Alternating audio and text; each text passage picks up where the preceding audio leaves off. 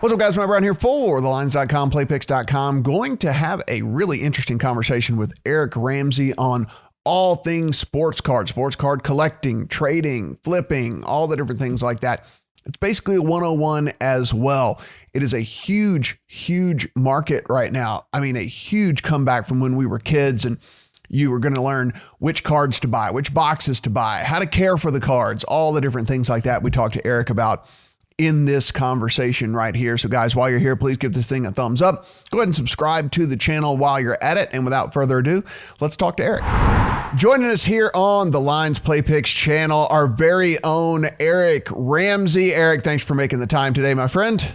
No problem, Matt. How you been, man? Doing good. I mean, listen, these are some weird times here and got me kind of looking around to, sports adjacent things. And one of the things that really popped up to me was sports card collecting. And it was one of the deals where, obviously as a kid, I did it. You did it as a kid. Lots of people that are our age, in that age kind of range, did it as kids. But I mean, I thought maybe this was just a pandemic thing. But as I dug in a little bit further and talked to you, sports cards have actually been on the rise for a little while now. Yeah, I actually noticed this back sort of middle to late last year and was probably a little bit late to it, honestly. Sports cards are going through some sort of renaissance right now, every bit as voracious as when we were kids.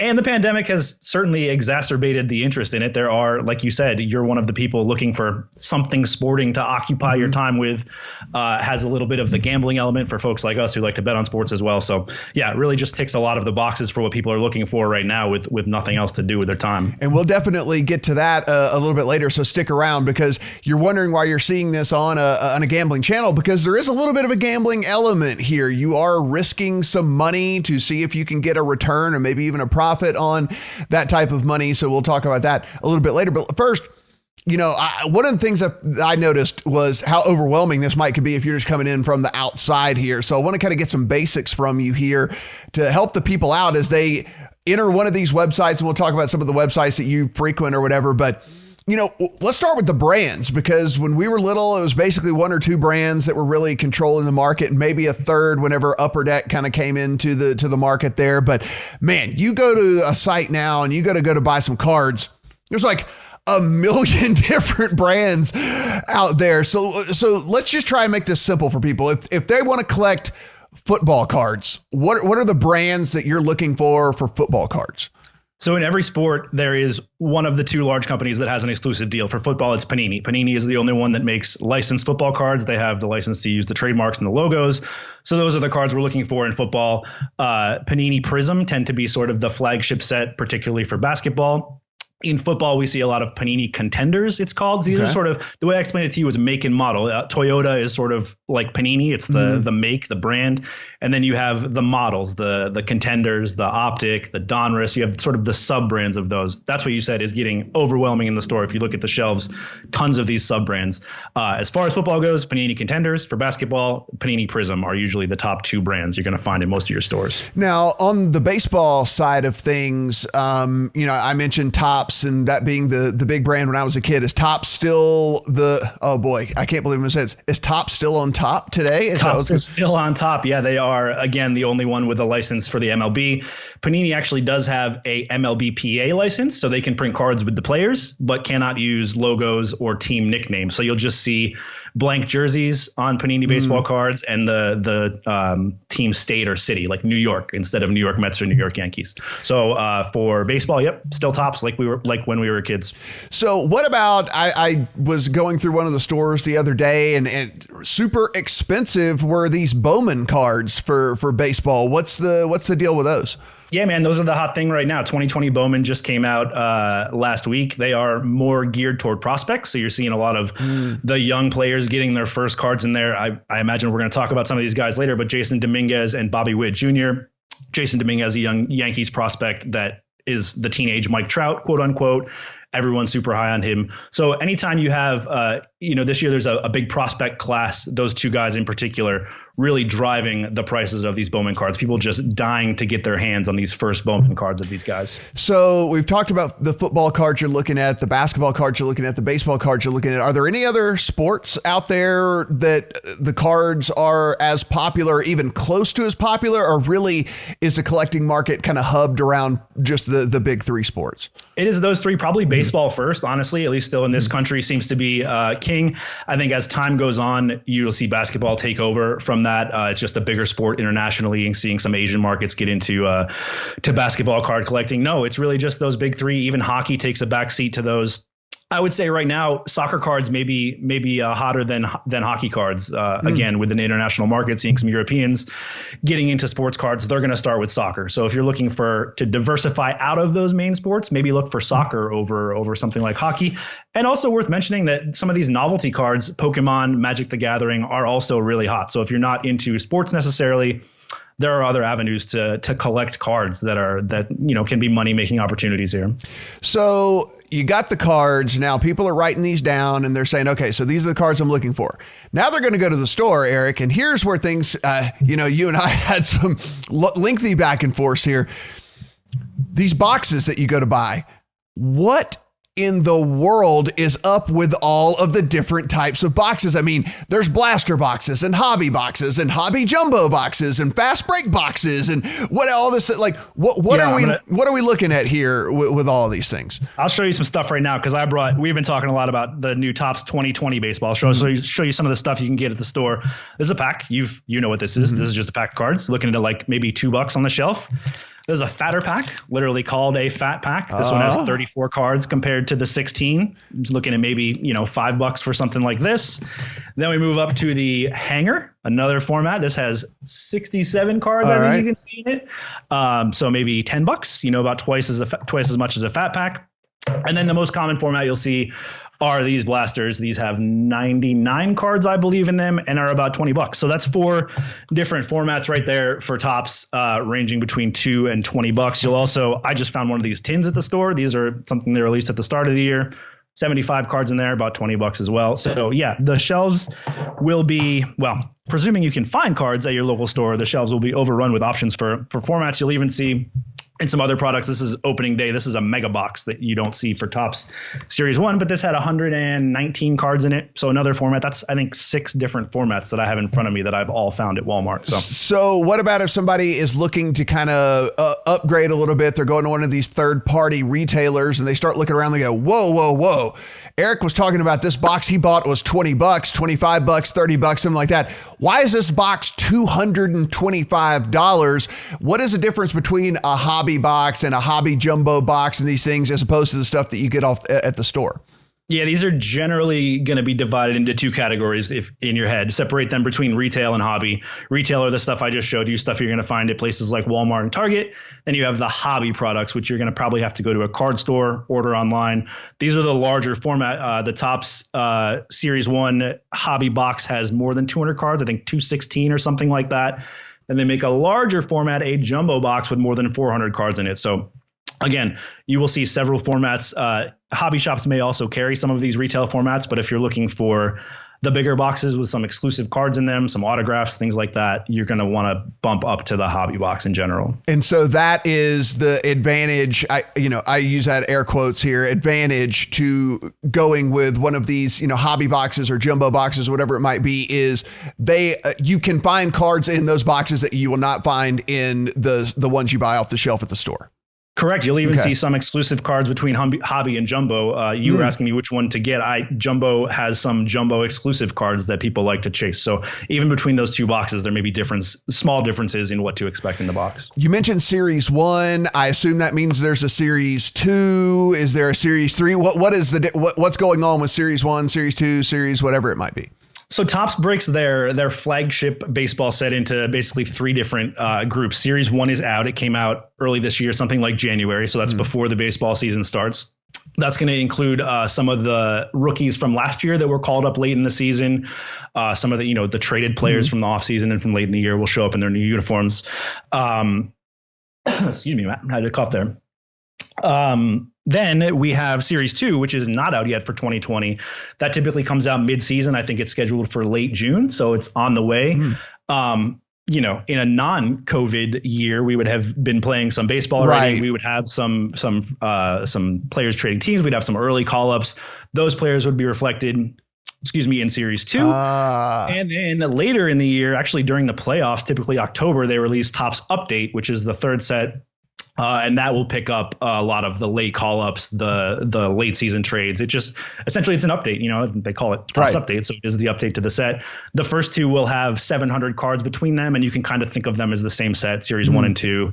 And then Update will go collect all the riffraff that wasn't tidy in Series 1 and Series 2. Gotcha. All right, so people are going to buy. We've got the cards, we've got the boxes, so now they're going to go and they're going to say, "Oh, this box comes with a parallel card or an insert or a hollow or whatever." What are they looking at whenever they say this? Because again, they got to figure out which cards to buy. Then they got to figure out which box to buy. And now they're trying to figure out what actually comes in the box they get. Run us through some of these lingo things. What is a parallel? What is an insert? What is a hollow? Yeah, you are underscoring the point that the lingo is the first hurdle you're going to need to overcome when you get into this. There are a lot of terms to learn for cards. Essentially, a normal card is a base card. You'll hear that a lot. That is just a regular card. Let's see if I have. Yeah, got a Kyler base card here. That is just his standard rookie card. Okay. That's just a base card. Then you will have parallels, which take the same basic design and add, either change the photo or have some sort of variation. A lot of times these are colored. This one here you'll see is the parallel. It says canvas on it, sort of on a different stock as well. And then even there, you'll have another parallel. This is a Studio Series canvas that's in a different color. You see the bronze border there. So all of these cards on the back are numbered 302. They're all the same card, essentially, but the front has slightly different designs. You will see, these get pretty carried away, too, with parallels. This is a Syracuse guy I'm collecting for this upcoming year who was an undrafted free agent, Tristan Jackson. Here's his base card. Here are some of the parallels that we have. There are, I think, maybe 16 or 20 different parallel colors. They really go all out with this. So, yeah, some of the parallels you can find more valuable than others. Some will be serial numbered on the back, anywhere from 5 to 500 of them made. Definitely something to keep out for as you're opening boxes are these parallels. We also, you mentioned inserts. I don't really even know. I guess I can show you some more Kyler inserts. Base card again there. Okay. And we have some inserts. These do not use. There's a glare there. They are just different designs. They're part of a smaller subset of cards that are not the base card. So those are the three basic types of cards. You'll see base cards, inserts, parallels. I didn't do a great job explaining that, I guess, but hopefully showing you kind of get the gist of what was going on there. No, absolutely. Okay, so now we've gotten these, and say you landed one of these parallels, or you landed one of these inserts or whatever. Now people need to care for their cards, and I see that whenever you put them up, every single one of those, you're not just holding the card with your fingers there or anything like that. What do they need to do in order to make sure that they're going to keep as much maximum value on these cards as possible? Yeah, a couple basic supplies. These, you're going to want to invest in some of these. These are penny sleeves. They are called that because they cost about a penny a piece. A pack for $1.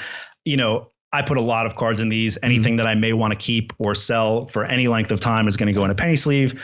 Step up from there is these top loaders. These, maybe I think $2.50 for a 25 pack, so about 10 cents a piece. And these are just solid plastic cases. That's what these are. These are top loaders that just protect the card for storage, makes them easier to store, easier to buy and sell, easier to ship. The vast majority of my cards will be in top loaders. Gotcha. And so as far as I think you kind of answered my follow up there, which is, which cards are you putting in all of these? And basically, if you're going through right now and you pull a card of, a middling 8-year veteran, Eric, are you still putting this guy in a top loader, or is this I'm probably an overprotector of my cards. I think I probably wouldn't have to work if I had protected some of the cards I had when I was a kid a little better. So I'm going to try to avoid making that mistake again. For the investment in supplies, as small as it is, I'm going to err on the side of protecting more cards than not, essentially. So what are the hottest cards on the market as we speak right now? Man, what do you want players? Yeah. I mean, if you pull this guy, you should be pretty excited. I told you, I mentioned earlier, I think I have them kicking around somewhere, Jason Dominguez and Bobby Witt Jr., the two prospects. These are the guys. These are the two hottest cards in the hobby right now. Those two guys are who everyone is chasing. That's why you can't find Bowman cards. Neither of them are going to be in the majors this year. Right. Bobby Witt, I think, maybe could get called up, but Dominguez hasn't even played a minor league at bat. So it'll be a while before we get to them. So, maybe that's not this season. We also do have some MLB rookies, Yordan Alvarez, who came up late last year. He played half the season last year and won AL Rookie of the Year. Everyone's looking for him in this offseason, collecting him. Would have been nice to see him play some games in 2020 by now again, but we just don't have – we're still speculating at this point on how he's going to perform for 2020. So as far as baseball, those are the guys to look for. Whenever basketball resumes, it's Ja and Zion. Gotcha. Those two guys have really driven a lot of what you're seeing in the card prices. A lot of the increase in the market have come from Zion and Ja. If either of those guys ends up being what they are hyped to be, their card values will be the most expensive cards we've ever seen, for sure. And of course, we haven't gotten to football season yet. I can only assume, and again, we're speculating here, but I assume when those do drop, it's going to be the Burrow and the Tua cards and stuff like that, right? Absolutely. Worth mentioning for football, it seems to be quarterbacks always hold their value more than other skill positions. The 10th best quarterback in the league will usually be worth as much as the top wide receiver in the league. That's just how it goes. So, yeah. All eyes on Burrow and Tua this year. So if we're talking about the crown jewels then of even just the last few years, if somebody did want to go back and try to find a box from 2 years ago or 3 years ago, I assume by going by what you just said, we're looking for the Patrick Mahomeses, the Lamar Jacksons, the Kyler. You showed a bunch of Kyler Murrays, like the quarterbacks that are still young enough to where this could lead to a Hall of Fame career.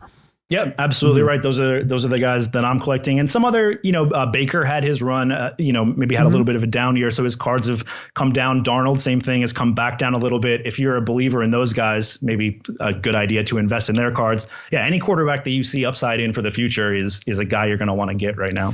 And let's end this thing off with, we talked about there's a little bit of a gambling element to this as well. Look, we're talking about investments here. You're buying boxes, you're buying supplies to hold them, you're doing all the things like that.